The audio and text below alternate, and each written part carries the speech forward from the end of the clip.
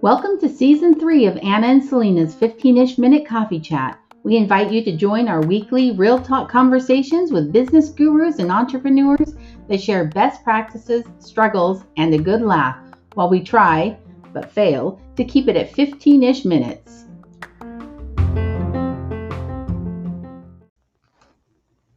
Aloha.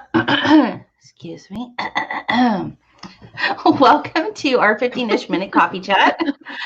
This week, Selena of Hawaii Socially Inspired and Anna of Nomad About are hosting Adam Evans, Chief Strategy Officer of Instant Hands. Coach and mentor Adam Evans shares his expertise in finding similarities and teachable moments when building a business. Hi, Anna. Hi, everyone. Thank you for joining us today. Hi, Selena. How are you doing this Monday morning? Oh, how are we doing this Monday morning? Yeah, I'm good. We were just talking to Adam backstage about how crazy our weekend was, and I think I'm at 25%. I'm in that like charging mode, you know? Right. Yeah, absolutely charging up. So in case you don't remember from our last guest, Julie Mosier, this was the big gala weekend for the Runway of Hope. And Selena was the committee chair and the brains and the brawn and the everything behind this event. And it was awesome. We had Miss America in town as our MC. We had 10 amazing models that are also cancer warriors. It was a fundraising event. It was amazing. It was great. Yeah. It did not go off without a few little hitches, but you know what?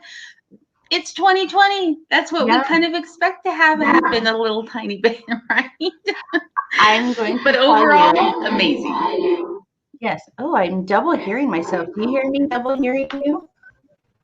No, I don't double hear you. You're double hearing me. I'm crazy. Okay, so no, what was kind of fun was so Anna was in the backstage backstage in the auction room for like a camera 2, and then camera 1 we were on the main stage. Julie and I with Miss America, and we all just had this chat that said, look, it's gonna happen, and Miss America Camille, she was like, it's 2020, you know what I mean? Like, and so we just kept saying, if there's a hiccup, we're just going to say it's just a 2020 moment and it's going to be okay. And that's all we kept saying. So 2020. Yes. But overall, I have to say, the gala was amazing. The event went off so great. And can I just say, I am a big fan of Camille Schreier, Miss America 2020 right now. That woman is down to earth, fun. She's funny. She's smart. She's fun to be around. She loves dogs. She loves my dog. She really was like, yeah. There was a worry for a minute, right? Where they were like, hey, Anna, you're going to have to watch Camille because she like may take Rocco back with her to Pennsylvania, you know? So. Yeah, she definitely did threaten to take my dog home with her. But okay, but today, yes. So after this big, amazing weekend, Selena, I'm sure, is still recharging because, she really was like the person behind making all of that happen this weekend. But we're super excited to have on Adam today. I cannot wait. All right, so I'm going to go ahead and read Adam's bio, then we're going to bring him in because this brilliant man has got a lot to say. Yeah. So let me just tell you a little bit about him. So Adam Evans is an educator, entrepreneur, and coach. He grew up in an Air Force family and is now a spouse to an Air Force officer. Adam has 17 years of experience in higher education, administration, and training in multicultural populations. His expertise is in business and education development, programming, delivery, and as a leader in networked alliances. Instant Hands began in 2017 when Adam joined them in 2019 and launched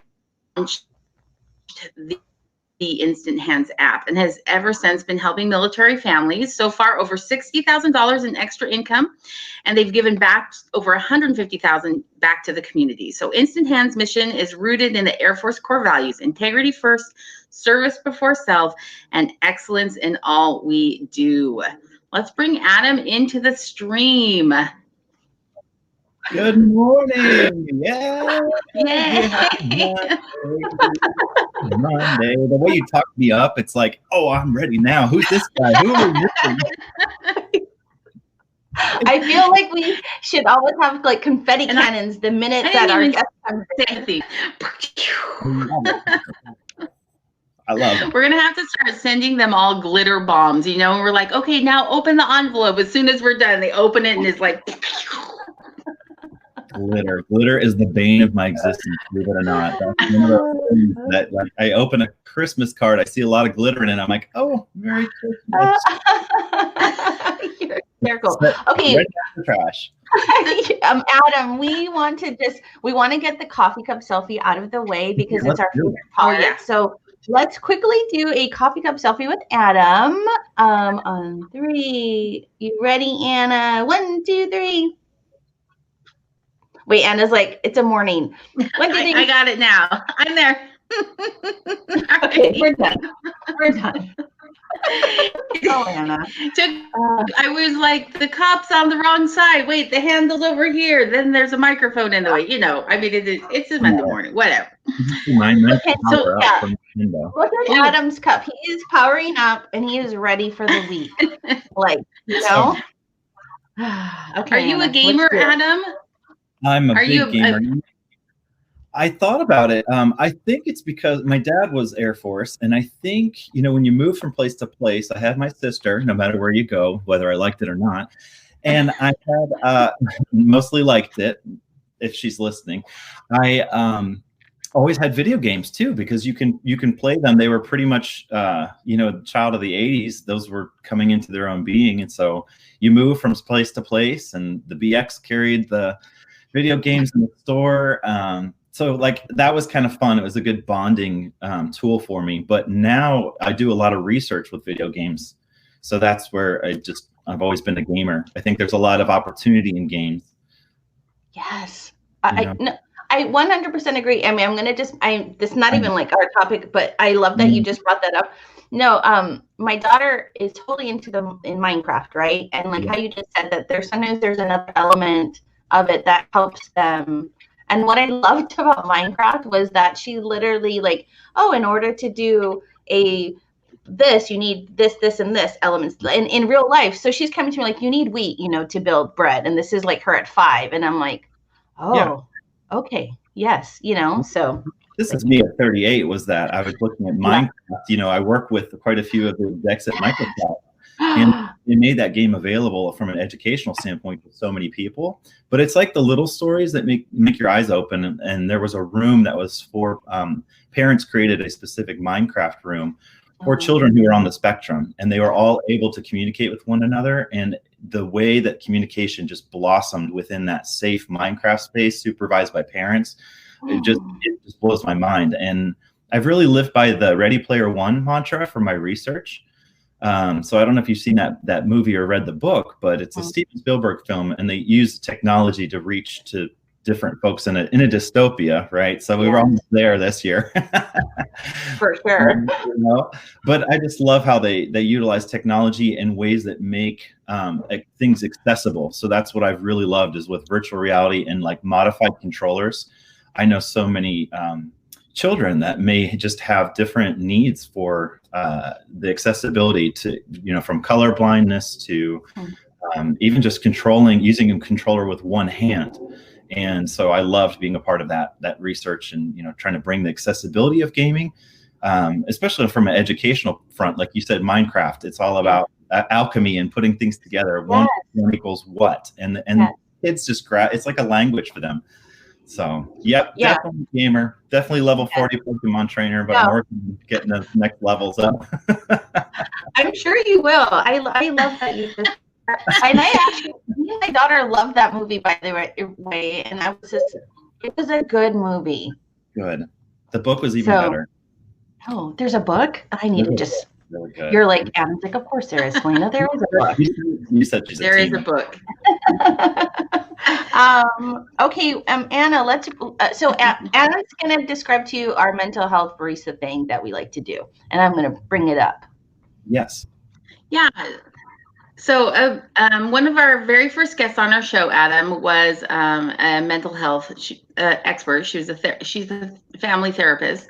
And one of the things that we talked about during that showtime was the fact that so often in our personal lives, we talk a lot about our mental health in our personal lives, but we don't necessarily always bring that out to how does it apply to our business professional selves, and that it is still just as applicable as a business professional to evaluate where your mental health status is. Barista question into our 15-ish minute coffee chat. So we've got a question for you. We promise not to dig at any skeletons in your closet or, but any painful memories, but we just got a little question for you to ask just to kind of start that conversation off with, some self-introspection, because we're excited to get to know who Adam really is. So Here's today's question. What practices do you engage in? What practices do you engage in that make your work sustainable? And how do you know when you need additional self-care? Oh, what a fantastic question. Well, I think that mental health is taking a front and center role in the workplace is fantastic. And I can tell you this year, it's really, like you said, from a private, well, not private, but just from a personal life, it's been a year where I've had to reflect and take those additional times to look out for my own mental health and, my own physical health in 2020. I found we have a lot of happy hours via Zoom going on. I've got a heavy pour at home. So we were all like, cheersing to the point where I was like, yeah, maybe I should just take a quick break from some of these happy hours because I've got friends in every time zone. And so it ended up being a lot of locations. From a work perspective, though, I think everyone on our team built in some check-in points.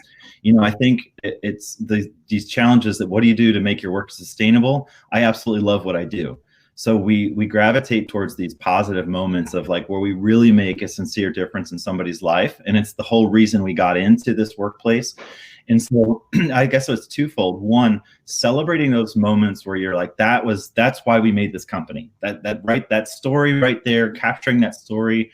That's a reminder why we wake up every day to do what we do. And then on the flip side, it's honestly reminding ourselves to just check in and do a little bit more than like, hey, how are you doing today? Or gosh, it got old real fast. It was April by the time I was sick of hearing like, in this unforeseen time or on this challenging moment. Yes. I hope this email finds you well. It's 2020. This email is not finding me well. Like, why did you jumpstart the email with that? It's not true. But it was like small talk. Like, and I have it in Phoenix too. Like, hey, how's the weather? It's hot. It's always hot. It's Phoenix.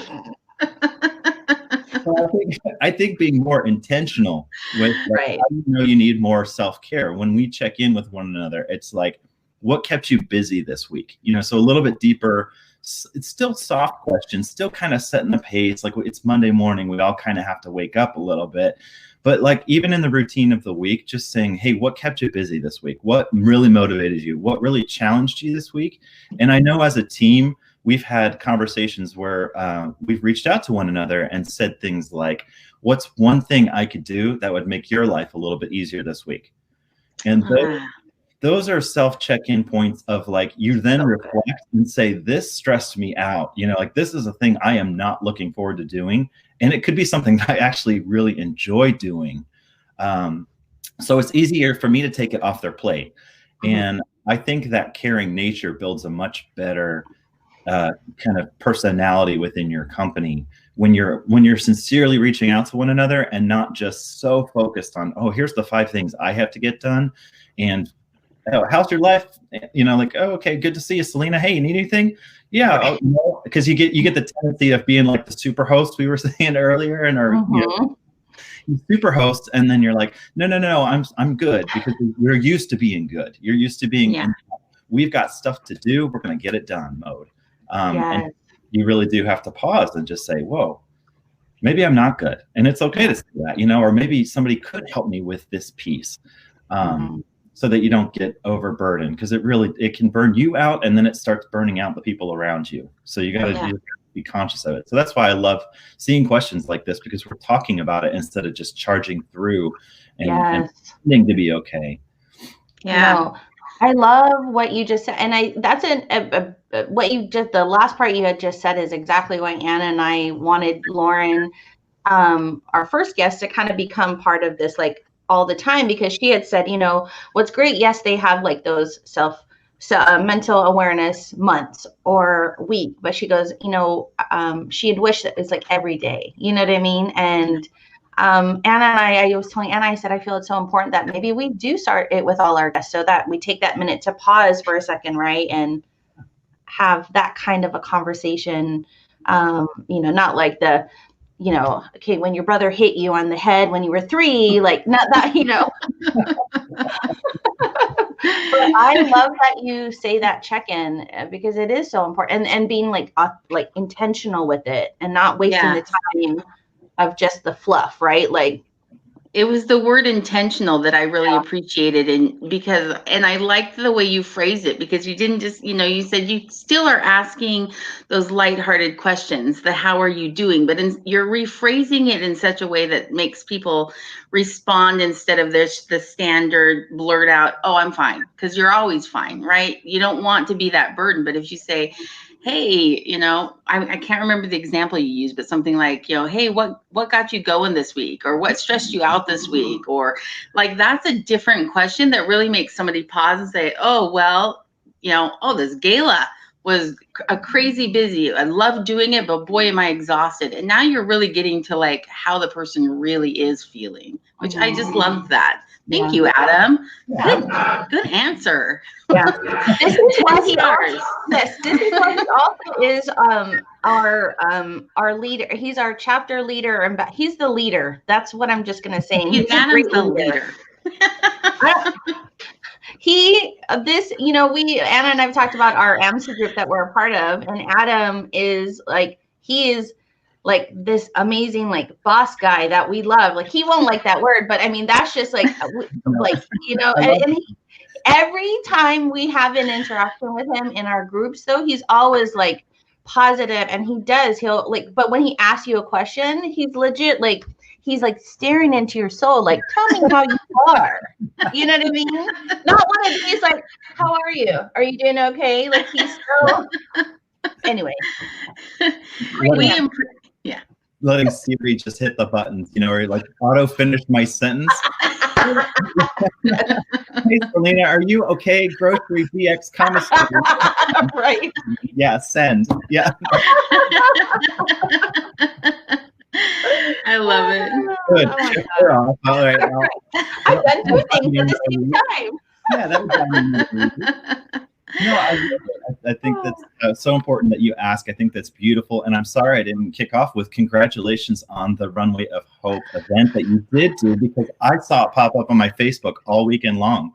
There were videos of the contestants coming down, and the confidence that the women exuded as they were just walking down the runway there.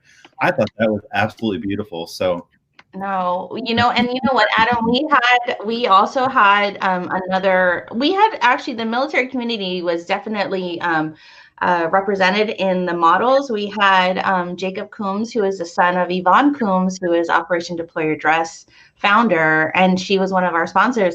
He was amazing, and we joked because in one of the news clips that they had done, at the very end of his walk, he was so great, and at the end, he like flings his jacket toward Miss America, and as his finish, like his power strut. And so later in the evening, when we were all like at the after party dinner, just kind of like relaxing, we were joking with Miss America and Jacob, like, this is Jacob, like, in his thinking, like, hold this, Camille, like, and we just had the best time. But no, yes, thank you. It was great. And you know what, the 10 models, I just seen their faces of just like them getting to have that experience was like the best thing ever. Like, literally the best thing. So it really is all about, just for Runway of Hope, it really is all about the models and having, they're all cancer survivors, and just seeing them go from, And hearing them talk about their process and their journey and having this be kind of like a celebration of who they are now, and how it combined with who they were before cancer and then who they are now existing. Anyway, it really is amazing. But yes, the Jacob Miss America thing was hysterical. Afterwards, he's like, I don't even know what I was doing. Like, hey, Miss America, hold my coat, Well, I feel like that's right. I'm looking hot tonight.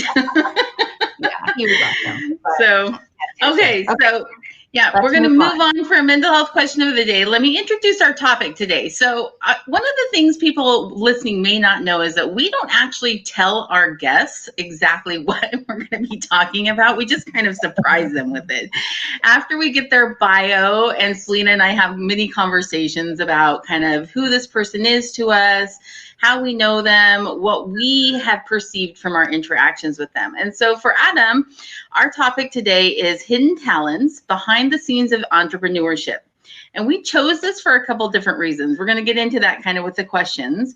But one of the things that happened the more I got to know Adam is that more and more very interesting things started cropping up about really who he is and like what he's all about and what he does and what he's involved with and kind of some of his side hustles and some of the fun things he does.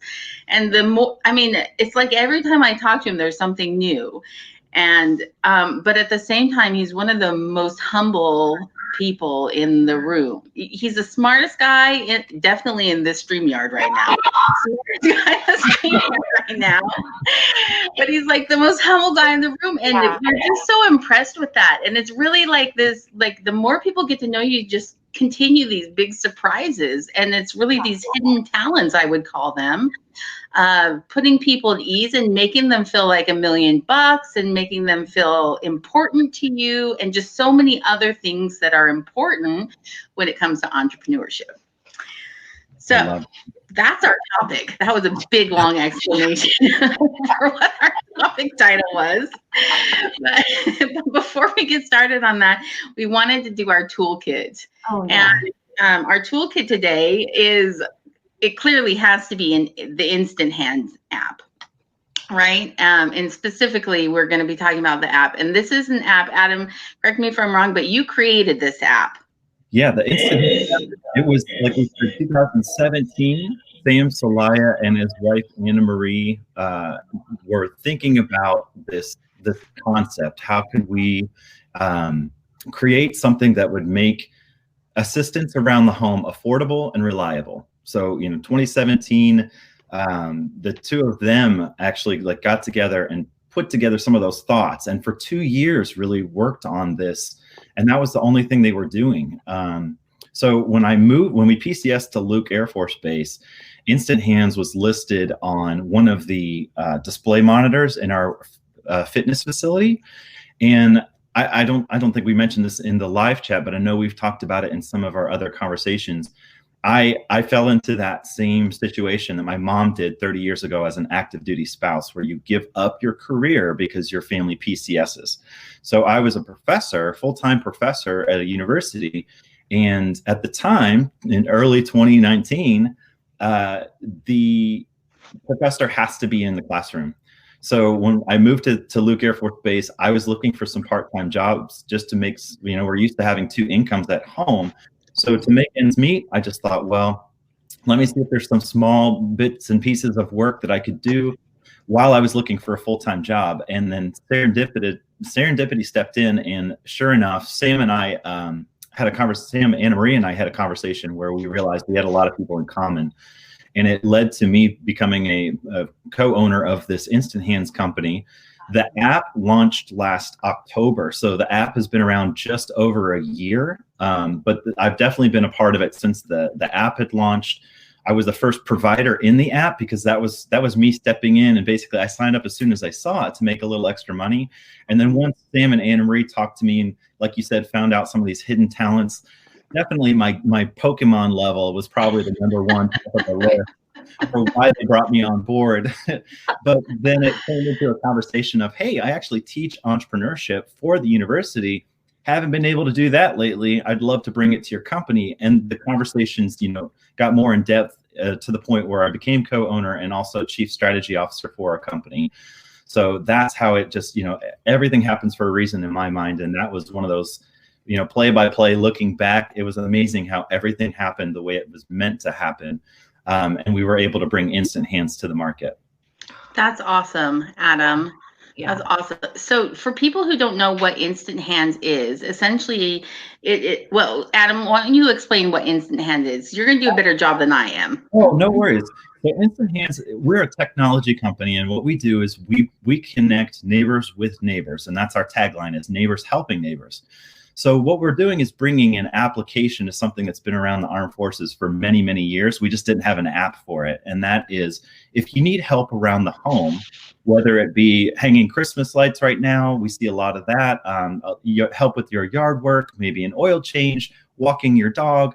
A lot of times you don't know exactly who you can ask, or if you live on base, you don't have someone who can have access to the base. So anyone in the community can request this help using the Instant Hands app. And then we have hundreds of providers that are active duty members, Guard, Reserve, veterans, or their immediate families and dependents that serve as the providers who complete that work. So whatever your skill set might be, you're in the app and people can find you. We connect you, and then you can set up the time, date, place. You set up your own budget. You set up your own, what can you afford for this?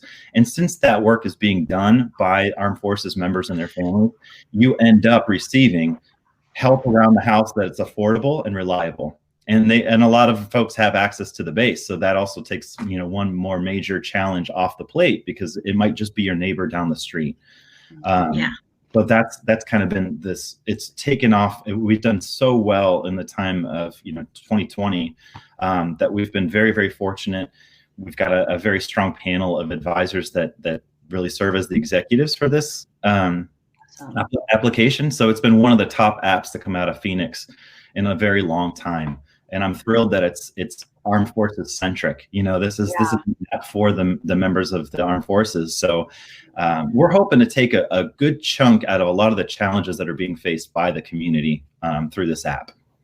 That's amazing. I will tell you, I downloaded it, and it's easy. It is so easy. And, from either you're a service provider or you are someone that needs it. And I just think I was just telling myself in bed at 4 in the middle of gala planning, right? I was like, man, this is awesome. And I love that it's something that you're trying to provide for other military spouses, or just trying to help, get that extra income from, I don't know. And it's just amazing. So go download the app, guys, and see if in your area there are service providers. And if there isn't, email Adam so Adam can make that area a place that needs to grow, because it's an amazing service. Yeah, I'll add to that is we do this in every duty station, because we've started in Luke Air Force Base is where we're currently stationed. So it made sense with Phoenix being our headquarters and Luke just west of Phoenix being our home base, to stay local. And so we've branched in the last year. We've been able to branch out through all of Arizona. We've just recently launched at Nellis, close to Vegas, and then Southern California is our next stop. And we've hired SkillBridge programs through the Hiring Our Heroes. My entire staff we're either family members of active duty, family members of veterans. We are veterans, so the entire staff understands the speak, that goes with being a part of the armed forces. And any place that's one of our hopes is that we can help solve this military spouse unemployment rate. And so any location that's out there, if I have a handful of providers ready to go, we take care of all the onboarding. We'll make sure you understand the app inside and out. We'll test book you so you know what to expect when you go out and help your neighbors. But we have a pretty easy formula, and I just make sure that the resources are there. We set up the providers, and then we open the floodgates to the customers. Right now in Arizona, I have way more customers than I do providers. We had a ton of providers, and I feel like this was happening all over the place, but our PCS season was very late. So everybody who signed up as a provider, when they all left at the same time, we're filling that gap with providers in the application. But I've got customers that can't wait to have, a military member or their families help them get to know them. That's been the side effect, that positive side effect is our communities are merging. So a lot of times you live on base and you have no reason to go off base and meet your neighbors, and vice versa. Our off base communities don't have access to base. So a lot of times they know that the base is there and they hear the airplanes overhead or they see the tank drive by, but they don't actually know somebody. So this is phenomenal to connect the communities. And some of our younger airmen that can't go home for the holidays have been invited to our local community and their families for, Christmas dinner or New Year to celebrate things like that. So that's been awesome to see. That's awesome. Anna, really, like, so Adam, like, this is that segment we call a toolkit. Like, what does an entrepreneur need? What a toolkit. Like, that is a toolkit. And I cannot wait to see this blow up even bigger. Because it's all sorts of good. All sorts of good. Adam, the app that you created for Instant Hands is a really good example of what makes a good app also. I've looked through it, I downloaded it, and then I've been through all of your I guess I'd call it advertising or marketing materials for it, but you can book and pay online. Everything's very secure. It's not like you're throwing your address out there for just anybody to come knocking on your door like, oh, the little old lady over there needs help. There's not, like, you don't have to be afraid of putting your information on there. And I think a lot of people are when it comes to web-based applications, right? It can be a little scary to just continue to put all of your personal contact information out there. So I found it very simple to use. It's secure to use. It's easy to download. So well done, Adam. Very well done. Yeah, our phenomenal. Our advisory board, like I said, we have execs from, even Uber, and they understand the importance of security within the application itself. We always try to make it. We know it's very sensitive data, so we work very closely with the Department of Defense as well. So we've been approved by the Pentagon to be on the National Resource Directory, which was awesome. That is awesome. When you're working with them, when you're working with them, you're very sensitive to it. Again, it's something that I want to feel comfortable sending an Instant Hands provider to my own mom's house. Right. If he needed help with shoveling the driveway in Ohio, I would love to be able to do, and I could do that from Phoenix and do that for her in Ohio just by simply using the app. Being touch-free is so important. I think that's been for our success in 2020. We were able to do all of the communication via chat and all of the payment via Stripe right there in the app, and that's been really cool. I love that. That's important. What he just said, the vetting process. If they cannot go to Adam's mom's house, you are not in the program. You are not approved. You are out. And you heard it here. 5-star rating from the Pentagon for Instant Hands. That's true. Yay. That's huge. I just want to get into the gift store, but Adam here has a 5-star rating from them. Right. Pictures. I'm just downloading Google pictures of the Pentagon. Meanwhile, the application is on their website. Hilarious. Adam framing the 5-star review from the Pentagon, printed and signed by all the important people going on the wall, and we're like, "Wow, it looks like a hexagon," and Right? Yeah, I gave it 5 Pentagons. That's it.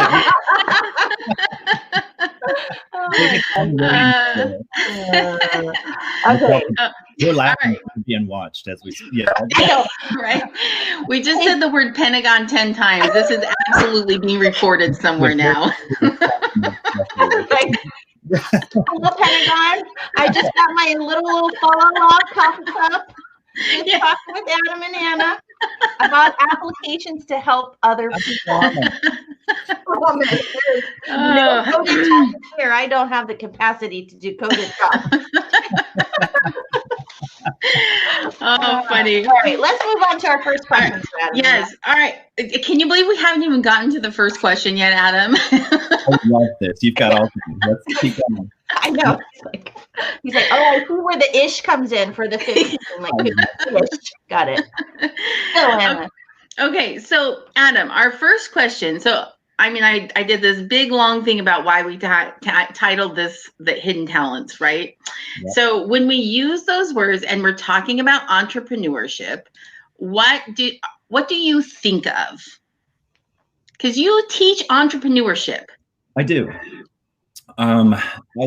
Two things. So really quickly, number one, if you don't find the why, which is, I hear it all the time. And then Simon Sinek had the TED Talk video where finding your why, it's one of the most, I think it is the most watched TED Talk of all time. Mm-hmm. Yeah. If you don't have a why, you're doomed.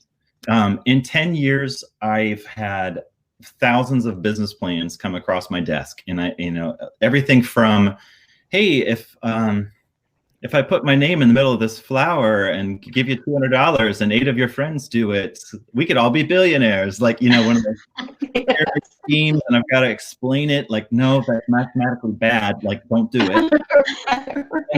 And a lot of brilliant ideas have come to me on little Post-it notes, just little like, hey, I was sitting down at the restaurant and this idea hit me. But no matter how good the idea is, when I think of hidden talents, I think of, why are you doing this, and what is a talent that may be hidden or latent within you that motivates you, or something that you've lived that would help you find your why. And it's not an easy thing. There are books about finding your why, so there's chapters and chapters that you could read and maybe still never find your why. So that's the most important part, because every single presentation I have with my students, I ask them again and again, what's your why? What's your why? And it's probably something below the surface that it's when you feel so good about what you're doing, it just makes sense to you. And that's your why, finding this that motivates you. And then I was going to say the other half of that, when you're talking about entrepreneurship and hidden talents, I think you have to have something that you can balance this. It's the work-life balance. It's not perfect 50-50 ever. But it's like the thing that you crave to do, but you have to make time for. So it could be meditation, it could be art, it could be music. And I had a lot of those bits and pieces, but I have to intentionally say, I'm going to play piano today. I'm going to sing today. I'm going to work on Russian language and Duolingo today. Like whatever that hidden talent or something that you crave to do, it may or may not come through in your business side of things, but it absolutely influences the way you do business.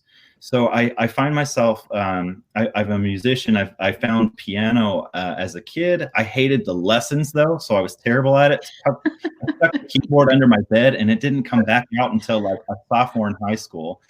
But then I never stopped. So I ended up taking lessons and playing all through college. And it was the way that I relaxed and studied for tests.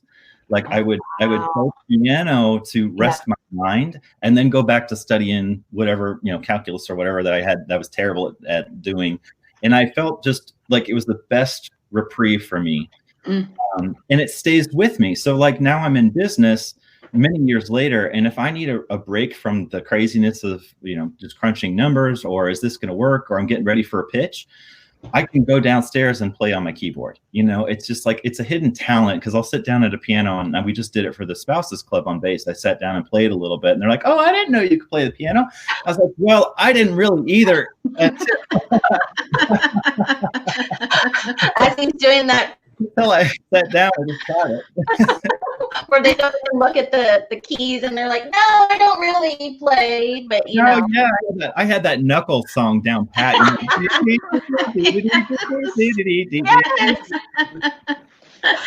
I know every piano store from like where I've ever moved was so sick of the first couple notes of like chopsticks that I would play it incessantly. So I think it's funny though, because the music absolutely influences the way I do business. And I find myself in moments, it's like Slumdog Millionaire, where this is my 4th or 5th business that I've been a part of. And so I think in the Slumdog Millionaire movie, he answers all the questions. Spoiler alert, mute your mics if you want to watch it. Right. I think it's celebrating its 15th year, but just in case you Right. So Slumdog Millionaire ends up winning or getting close to winning this competition because he's lived the answers that are on the trivia question. And when I ask these questions, it's like, what's the right answer? The answer for me is maybe in the moment music, or maybe it's in the moment looking at something not from an English perspective, but from a Spanish perspective. All the classes I took in high school and college, and finding meaning in those. Boy, this is a long-winded answer. Sorry. No.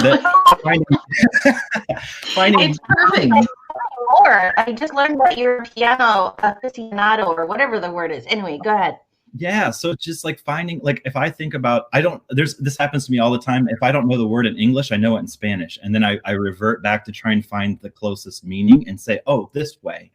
So it's really given me people are like, you're so creative. I'm like, no, I had a brain fart. I couldn't think of what the word was in English. And here's the closest way we say it in Spanish. Like, that's the thing that comes up. And it really does help. It really does help to find those hidden talents. What do you do naturally? I'm as a professor, I'm very keen on the fact that students learn in different ways. Yeah. So I've gotten rid of tests and quizzes a long time ago. We don't have textbooks because a lot of my students can't afford them. So I find free materials, or I create them myself. I share them with the whole audience. If we have finals, they're like open book finals, because it's more important that you get the information. And honestly, if you're dealing with my money, look it up and get the right formula. Don't memorize it. Don't mess with my money. Yeah. Now, if you're a doctor, maybe you do need to know. You do need to know, like, how much medication I should be getting. That could be life or death, right? So there are situations that are appropriate. But in my business world, you can take the 2 minutes and look it up. Yeah. But I find my students using words that match their learning styles. So, like, me personally, I'll say, oh, that sounds like, or I love the way that sounds. And it's because I'm very, like, audible. I can hear a song and remember it. I know jingles from the Barry Manilow and, like, all of the commercials we had growing up. I could hear 2 notes of it. I'm like, oh, that's the commercial from Wendy's circa 1986. That is a talent. That's how I learn. And I see a lot of students that just need the Lego blocks and let me build. Like, just tell me how to do it. Just let me build the thing. And so business is the same way. We all build our businesses in different ways, but you see elements of what you're doing in the business itself. Right. So, your learning style comes through. And I spot those things, maybe because I'm more sensitive as a teacher, but you spy those things between the cracks. You see those hidden talents that really, it's like the mortar to the bricks. And if you can spot those, all of my professional partnerships have been because we spot those elements. And I loved, thank you for all the compliments. You were giving me all these compliments, making me sound awesome. And you're like, he's the smartest man in the room. And I'm looking at that cup of coffee in the corner, like it's the smartest thing in the room compared to I just want to know, Adam, when your TED Talk is out, because I'd like to make sure that I'm there watching, because you need to be part of that community. I hosted it. Yes. Yeah. Well, actually, I did. I hosted the first TED Talk at Transylvania University, and I brought in 6 guest speakers, and I was the MC for the event. But my guest speakers were far more just insightful, and I can still remember all 3 of their TED Talks were so ahead of their time. I'll have to share the link with you later on. I would love that. The things that the 5 of them, it was Deborah Falk, Jason Mitchell, Kurt Godey, and Kremena Todorova, and the 4 of them gave, like, live TED Talks that were just everything that we've gone through in the past year. It was talking about, you see something, you're told about something, and then that's all you see. So I say pink elephant, you're going to be on the lookout for pink elephants, like in that mantra. And giving, I remember Deborah was talking about giving back and giving back to her community, and that being her why. It wasn't even the business model at all. It was about, how do you give back to the community? Kurt and Kremena created the Unlearn Fear and Hate project. And it was, if you haven't seen it, it's beautiful. They've painted stencils all over the US, and they've won a ton of art grants for it. And it really was just that mantra, divide yourself from the political scene and just unlearn the fear and hate that's holding you back. Yeah. And then Dr. Jason Mitchell, his calendar, Calais plus Selena. Yeah, no worries. Calendar, Colin. Jason Mitchell talked about how on the social media channels, we end up creating this false museum of perfect, like Instagram photos where and it's the perfect, you know, the cup of coffee is the right color, but it's because he used dyes and things like that. Or have you seen it? They're like, it's not shaving cream, it's like whipped cream, but they make it look perfect. Right. And the pie is like this, where Yes. I make the pie and it's all crumbled. I'm like, nailed it, you know. Yes. It's that unicorn cake that's like, rah, looking. Oh, God, I could talk to you all day long, Adam. Like, You know what? Just one of the things that you said, Adam, really struck. First of all, let me just say, learned yet another thing about you. You're hosting TED Talks at this point. Like I said, there's always something new that pops up every time we have a conversation.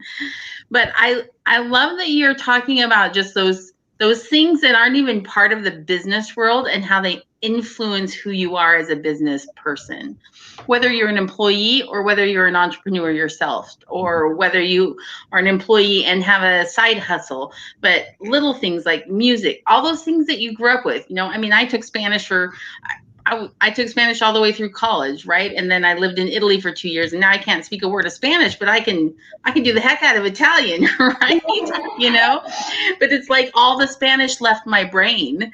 But occasionally there will be words where I'll say the word in Italian just because it fits better, the emphasis, the feeling, the whatever it is, and that just thinking about it, I'm like, you know, that's so true. Like, as I look back through my history of where I've been in the world and who I've met and how much that has influenced who I am now and how I run my business. I loved that.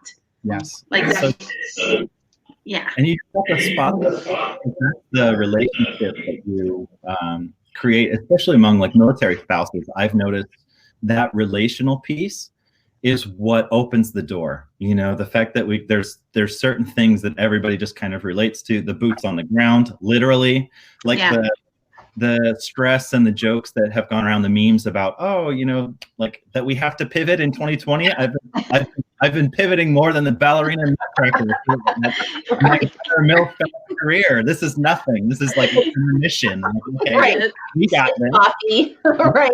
Yeah, and even like behind Anna's like your sign, you got this on your wall there. You got this until you don't got this, and then you know what, somebody else has got your back, and then you got this again, you know. So like that relationship piece, those are the organizations you see surviving through month to month.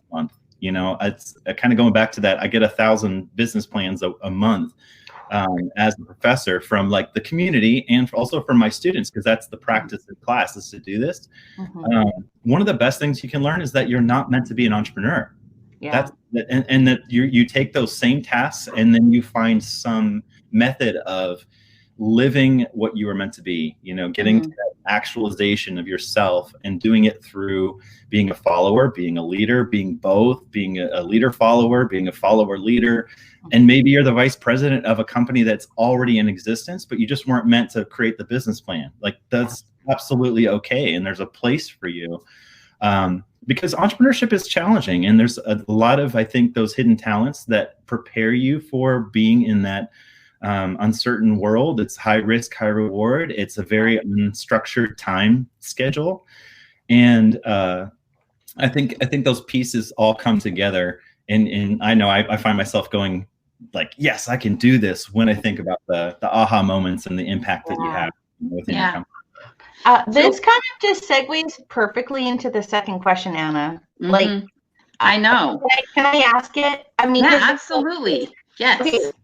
As we said earlier, we are both very impressed by your leadership style, Adam, and you appear very trustworthy.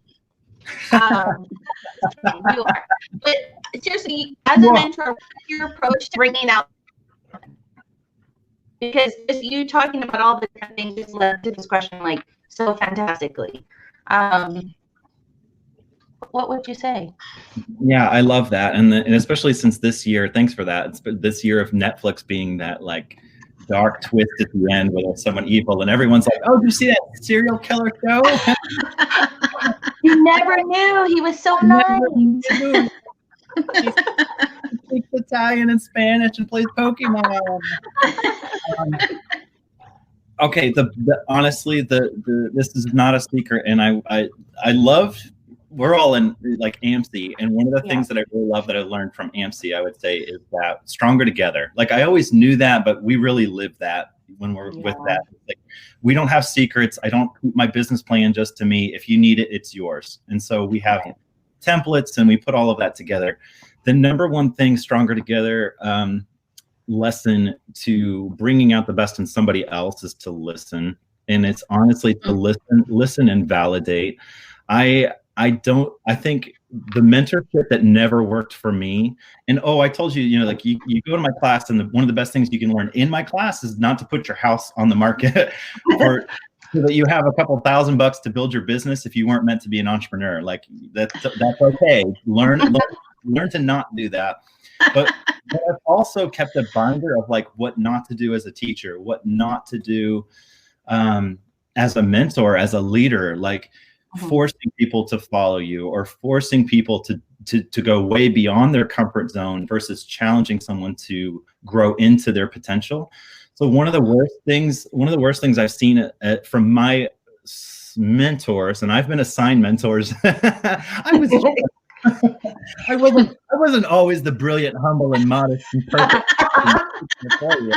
I've definitely been yelled at in my 20s and 30s and I've been yelled at my whole life for like making the mold, or like I have a report card. I got all good grades and a U and need like nap time.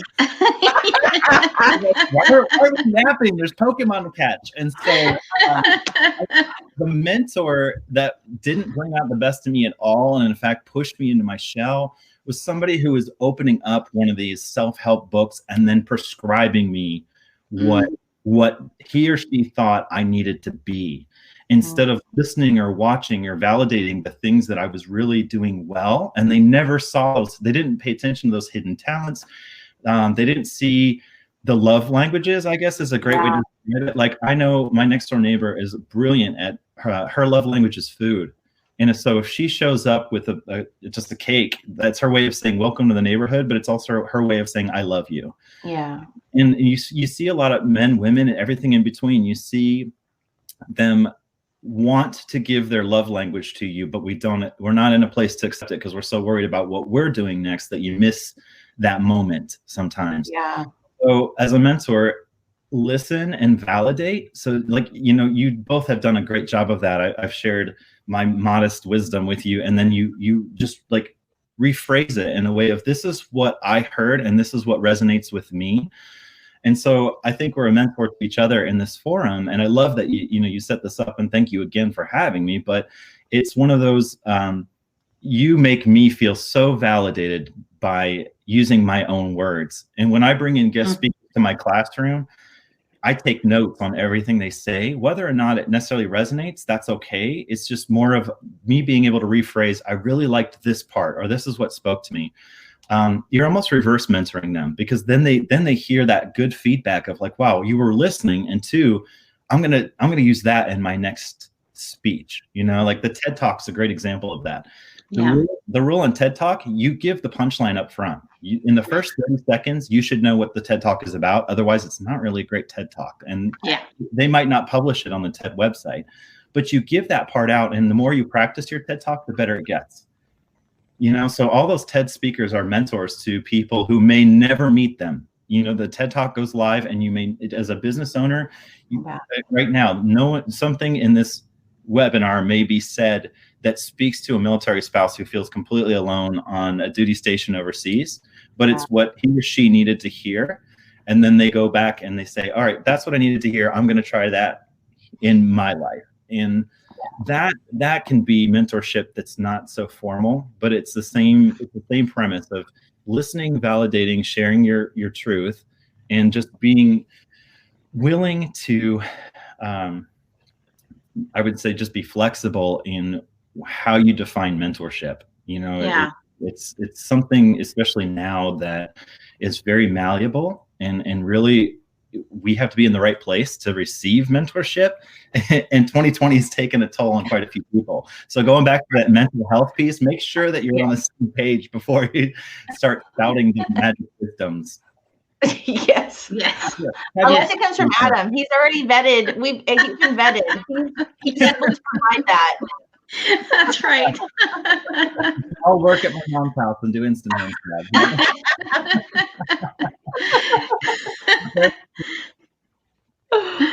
So I have to tell you, Adam, I currently have a mentor right now that I'm working with that I found through one of the AMC programs, the ACP, American Corporate Partners. And my mentor is, first of all, I absolutely love her. It was like we instantly clicked. They did a great job of finding somebody that would work well with me. But the second part of that was she would ask me questions that were non-business related that completely changed the course of my entire business this past year. Like it was just what you were just talking about, where I think she heard things coming out of my mouth that I didn't even realize what it meant. And because she took that time to listen to what I was actually saying, she's helped me in ways that I didn't even think, like I had no idea where I would be now is where the direction I needed to go. Does that make sense? Like, you know, I had started my business a certain way and I was doing this, and this, and these were my services and here I go. And then she just like pushed me in this shift and was like, and you're going to be so much happier. And I am.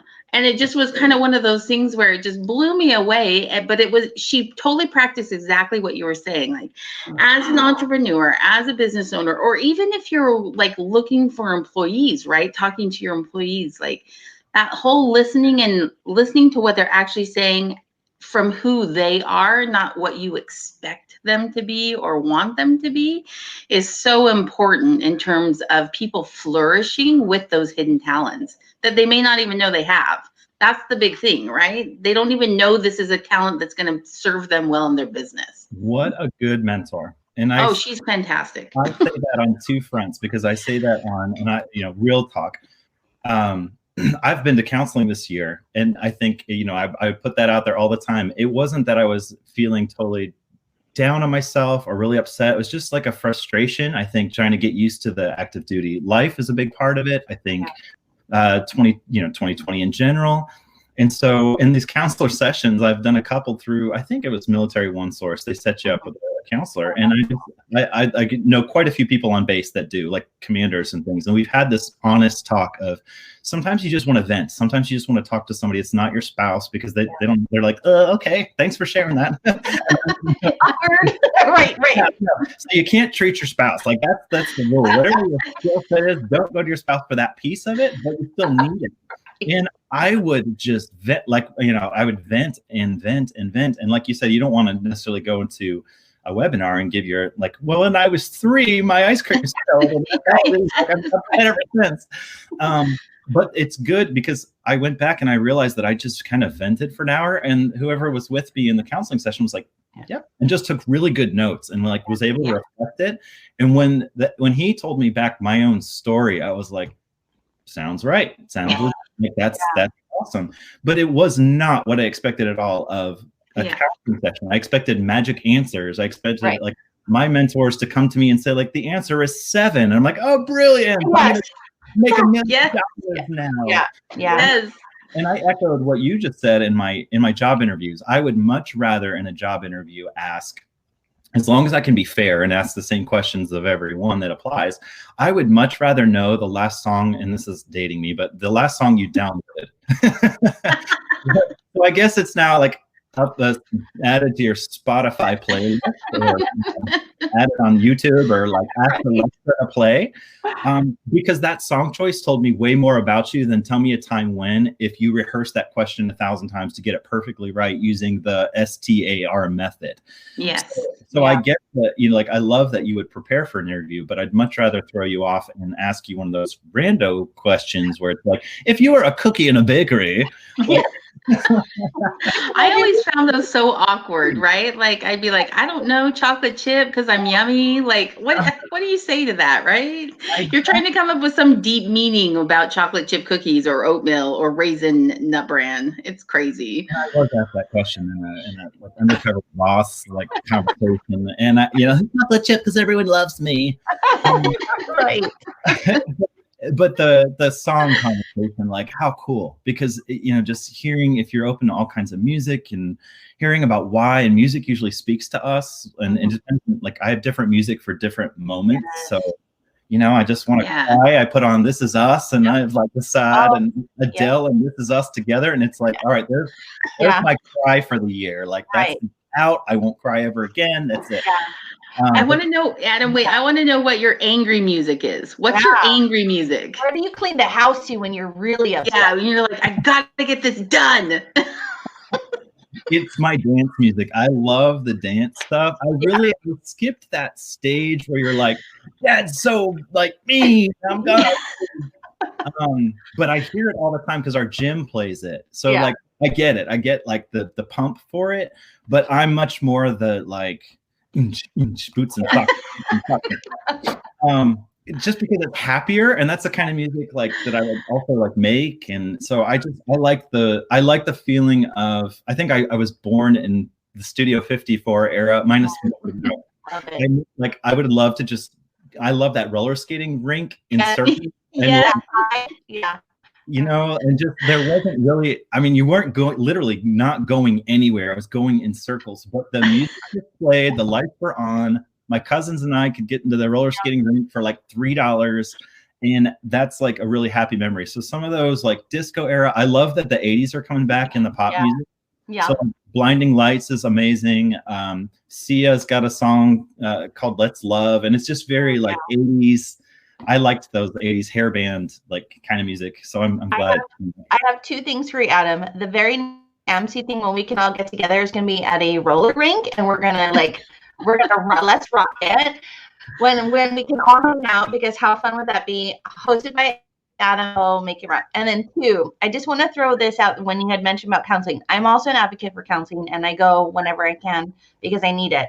And I remember when I felt really good, and I was scheduling the appointment with my counselor back in Hawaii, and he says, Selena, you're at a place right now that you just call me when you have a flat tire. He's like, all your tires are good and they're rolling, and he goes, but I'm always here because in life you're always going to get a flat tire. That's when you call me, and I will help you fix the tire. And like you said, sometimes you need those moments to just kind of like to get it out and refill that flat tire so you can kind of continue on the journey of what you're doing, right? So that made me think of that when you had said it. It's not like you got to go every single time, but just have that in rotation. Yeah. So unfortunately, we've already hit our hour mark, but I'm going to say two things. One, if we have a roller skating event, I totally want to couple skate with you, Adam, to some song, some fun 80s song. I can see you like holding and doing that like figure 8 thing where the back. And the camera's in between us both. Like, yes. Exactly. Yes. I'm totally down for that. But second, before we get off, you have to tell us about your rock star moment. Because we know you have one. Come on. It's a hidden talent. You said, this might be fun to say something about. Okay. So the thing I said, all right. So speaking of Spotify, so I've been friends with them for 10 years. We met because we had the same, like Paula and Chiara are sisters from Italy. They sing pop music. I love their music. We know their whole family. They don't, one of them is an actress now. The other one still makes music. And I was in one of those Facebook groups, like fan club, basically. And I've stayed in touch with this gentleman named Lorenzo Sacco. Well, fast forward 10 plus years, and I learned a lot more Italian, and he learns a lot more English, and we've been friends. He lives in Milan. And so he and I got together, and while we were in COVID season, we took an old Italian album, and I translated the entire thing. It's called Never Give Up, and we translated it all from Italian, and I did, I would say 80% of the lyrics in this album are from me in COVID, just sitting there saying, this is how I would say it. So it's done really well. And believe it or not, like this album came out in Italy, but Los Angeles is where it's getting the most plays. And so if you get a chance, go through it. Never Give Up. It's good. The title track. And then also there's a remix of, or not a remix, it's a remake of Lea Michele from Glee. Oh my gosh, so cool. Yeah. Number 10, Get It Right. It's just a really pretty, and there's that piano that we were talking about earlier, piano. And so this is that hidden talent. Like this has nothing to do with it from first glance with instant hands and like shoveling rock like we do in Arizona. But it's a great example of that creative outlet. This for me is a way to, I thought about so many words in different ways and translating things from Italian to English and keeping what the meaning all along can absolutely be translated to our app, and how we knew what we wanted to accomplish, but sometimes you have to translate it a little bit to get to where you're going. So thanks for sharing this. This is so much fun. If you get a chance, give it a listen and let me know what you think. I threw the link to the song or to the album into the comment section. So go put that, add that to your Spotify playlist. So the next time somebody asks, you can be like, well, you see, there's a podcast I was listening to. And then this guy said, blah, blah, blah. And next thing you know, you're getting the job, because how cool is that? Right. Right? What's the last song you downloaded? And it's 9. And you might just be getting the job. That's all I'm saying. Like interview questions when he is looking for new team members is, what was the last song you? And I'm telling you, this could be a plus for you in the interview if you see Adam's song. We're hiring. We are definitely hiring. And if they've done their homework to the point where they know I've made an Italian album, then they're yours. So don't say that we didn't set you up, people. We're working on that here. Seriously. That's right. And then the second would be take one of his songs and put it on TikTok, so it becomes like those trending TikTok songs. Right. Yeah, that's just the thing. Okay. Hilarious. I'm going to share real fast where you can find Adam. I mean, but I feel like the 2 that he gave me, I'm like, there's got to be more, because so we'll let Adam tell us. Yeah. No, that's, on Facebook, we're definitely Adam at Instant Hands. Is my email address. I'm on LinkedIn. And the reason I send you LinkedIn is Facebook is fun, but I had a point with Facebook. I was one of the first people on the Facebook. That's how old I am. It was called the Facebook. I was downloading one song in LimeWire. Took all day long. So I sent you to LinkedIn because I personally know every single person on my LinkedIn. Like that's something I just said I would do is not just accept blindly any friend requests. So everyone on my LinkedIn is somebody that I would at least talk to before I accept. And then once you're in my LinkedIn network, I'm here for you. I'm a resource. If there's anybody I can introduce you to or anything that you need, one of the best things about us and meeting like an AMC member is that you should probably never have to recreate the wheel from this point forward. Or we have templates for things. We have a great head start for you.